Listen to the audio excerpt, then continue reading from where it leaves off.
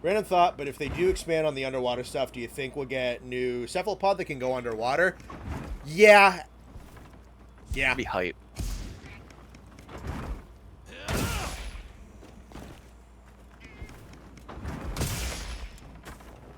I don't know what their plan is for underwater, because honestly, it seemed like they didn't even plan for it to be a thing for Lagiacrus, but they just chose to do it.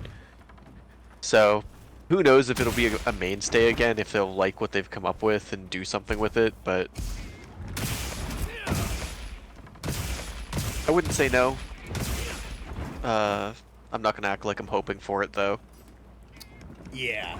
The way I think of it is basically they did a 300 IQ move, I think, honestly. Because they can do like one of two things.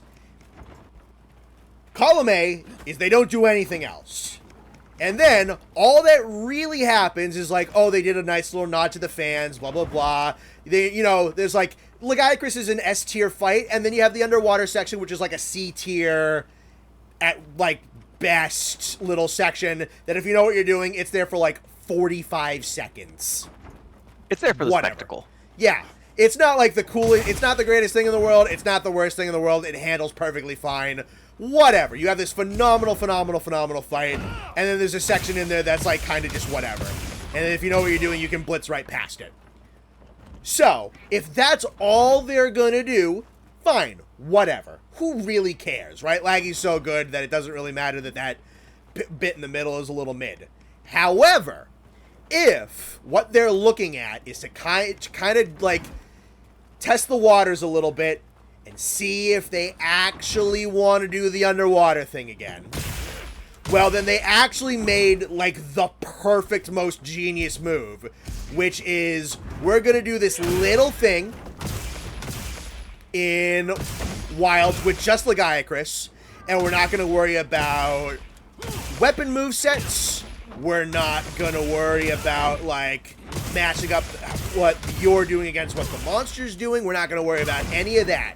All we're going to do, barring, like, the slinger shots, is we're going to work on what failed with the initial underwater combat, which was the camera movements and the responsiveness and like the verticality and the smoothness and like the going up and down, and like it's all control. It's controls and movement and responsiveness. Because I was playing Try with a DualShock for a couple like the celebration streams. If you watched either of those or were there for either of those, and the worst thing about the underwater combat was like the responsiveness and the camera and the moving in exactly the direction you wanted to move in and all of that stuff. So that's the thing that they did first. They didn't give a crap about like the movesets and anything. They went all in on just control. Nothing but control. And they got that part right first. So if they want to commit, the big failing of underwater combat is fixed as far as I'm concerned, because the actual swimming around and like the ducking and the diving and the dodging and the going the up and down and everything, once you get like the muscle memory for it and you get the fingers for it, it feels really good to do. It's very responsive. You can do exactly what you want to do when you want to do it. Go up and down, left or right, dodge in and out and all that kind of stuff. It is substantially better than it used to be. And that's what they decided to put all of their resources into first. So if they want to commit, they fixed the issue before they committed to anything. If they don't want to commit, oh well, the Lagiacrus fight has a spot that's mid for 45 seconds. Boo-hoo. It's not like that big of a deal. So I think they made probably the single smartest move regarding underwater that they possibly could have. I think like legitimately they did like a 400 IQ maneuver with it, as far as I'm concerned. Surprised they managed to combine the two most controversial mechanics in the series, underwater and clutch claw. It seems like it got mostly positive. Yeah, well, that's because like clutch claw ain't clutch claw. It doesn't. It's literally just the grapple and the move dodging. It's not all of the other dozens of issues that comes with clutch claw. So that's why.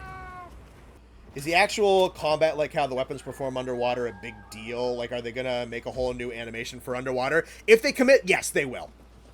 If they don't, then they won't. That's basically what I was saying. is like because actually swinging around a weapon underwater and try, which is like a regular PlayStation DualShock, that felt fine. Like every weapon, it's a stripped down moveset, but they felt fine. The worst part is the camera and the movement. And the camera and the movement is the part that they focused on and they fixed. So if they want to do like the full commit, then the actual moveset is what they need to work on next. Not to say that there's no room for there to be issues there whatsoever. There still is, for sure. I'm just saying that they've gone in the right direction. They've taken the right path if this is how they want to go about doing shit. This could be added, but on land if it was just flopping like a standard fish. Yeah, that sounds like a lot of fun. A similar thing that kind of sucked is weapon movesets underwater were also inconsistent in quality. Underwater SNS was hell. Yeah. Again, that kind of does go back to what I was saying. So, if they want to commit, they don't have to do everything all at once now. So, if they have like the camera and everything, now, if that's all set and situated, and they like that, and that feels good and everything, now they can just go nothing but the moves underwater. It's kind of what I'm saying. So, essentially, I'm praising them for the fact that if they want to go full hog on this, they have broken the task up into separate, smaller pieces to make things easier to focus on and single out and go in, like, individually. Because that is definitely one of the things that happen to try, is victim of ambition. Absolutely. Underwater bowguns were bad. I'm sure that there was a lot of problems with the moveset, because they had to do underwater, they had to do underwater moveset, they had to do underwater lighting, they had to do underwater monsters, they had to program the underwater monsters, they had to do underwater monster moves, and they had to then do your movement underwater and every weapon under. Chunking it, I'm saying that chunking it is going to be the way to go. Clearly your dad didn't play Tri-Ultimate Heavy Bowgun. Fair. We'll do... Yeah, we can cap out Stamina Surge. This is the stupidest weapon in that game. It's so strong underwater, it's crazy. Despite the reception, I respect the attempt at that kind of combat. Yeah, underwater was extremely ambitious for its time. That was... And you gotta remember, like, that was third generation. Like, that was... It was 2009. That was early. We didn't even have... They didn't even go, like, into jumping attacks or anything like that. They just went right in the water. Like, they just went right into a full three-dimensional space.